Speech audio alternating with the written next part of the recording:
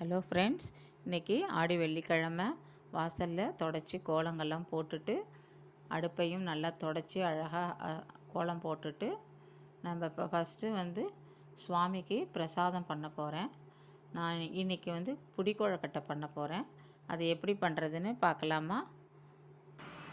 நான் கொஞ்சம் வெல்லம் போட்டுருக்கேன். கொஞ்சம் ஒரு டம்ளர் தண்ணி விட்டு நல்லா வெல்லம் கரையிற வரைக்கலையும் வச்சுட்டு அரிசியை நல்லா பொடி பண்ணி வச்சுருக்கேன். இப்போ ஃபஸ்ட்டு தேங்காய் போட்டுக்கலாம்.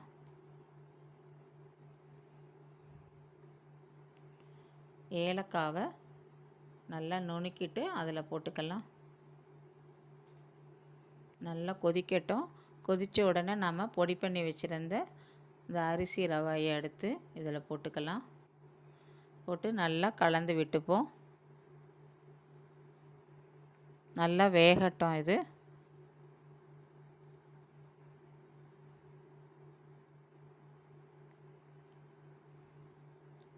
இப்போ நல்லா வெந்துருச்சு.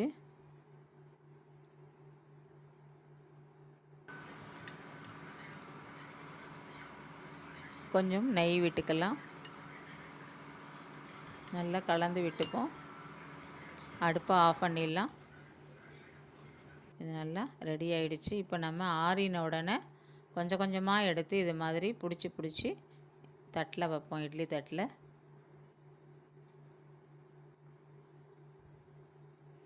இது மாதிரி எல்லா மாவையும் நம்ம இது மாதிரி பிடிச்சி வைக்கலாம்.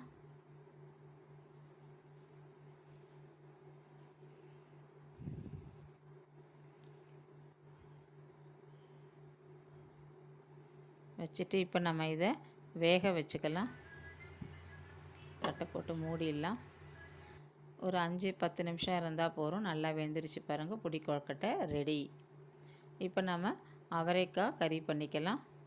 அவரைக்காயை உப்பு போட்டு வேக வச்சுருக்கேன். மஞ்சள் பொடி போட்டு வேக வச்சுருக்கேன். இப்போ எண்ணெய் விட்டுருக்கேன். கடுகு, உளுத்தம்பருப்பு, ஒரே ஒரு மிளகாய் வத்தல் நல்லா தாளிச்சிப்போம். கொஞ்சம் பெருங்காயத்தூள், கொஞ்சம் கருவேப்பிலை போட்டுக்கலாம். நல்லா இதை கலந்து விட்டுப்போம். இப்போ நம்ம வேக வச்சுருந்த அவரைக்காய் எடுத்து போட்டுக்கலாம். நல்லா இதை கலந்து விட்டுப்போம். கொஞ்சம் தேங்காய் போட்டுக்கலாம்.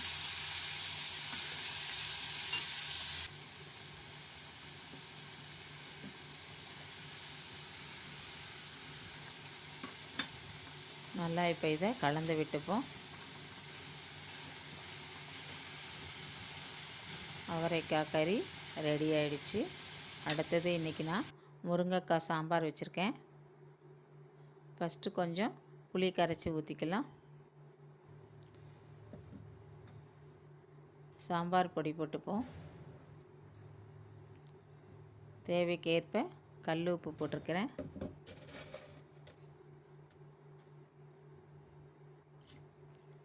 இது நல்லா கலந்துட்டு கொஞ்சம் கொதி வந்த உடனே நான் ஒரே ஒரு சின்ன மாங்காய் இருக்குது, அதையும் கட் பண்ணி வச்சுருக்கேன். முருங்கைக்காயும் மாங்காயும் இதில் எடுத்து போட்டுக்கலாம். இப்போ நல்லா இந்த சாம்பார் கலந்த உடனே நல்லா கொதிக்கட்டும். இப்போ சாம்பாருக்கு நம்ம தாளிச்சுக்கலாம். கொஞ்சம் எண்ணெய் விட்டுருக்கேன். கடுகு, வெந்தயம், கொஞ்சம் பெருங்காயம், கருவேப்பிலை தாளிச்சுக்கலாம்.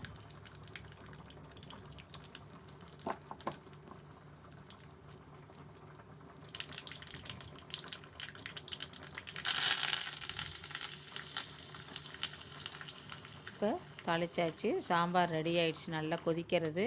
இப்போ பருப்பு கரைச்சி சாம்பாரில் விட்டுக்கலாம். தாளிச்சதையும் எடுத்து சாம்பாரில் போட்டுக்கலாம்.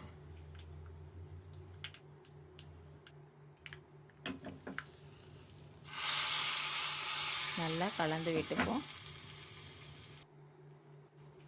இப்போ கொஞ்சம் கொத்தமல்லி இலை போட்டுக்கலாம். சூப்பர் டேஸ்டான சாம்பார் ரெடி ஆயிடுச்சு. அடுத்தது தக்காளி பழ ரசம் வச்சுருக்கேன்.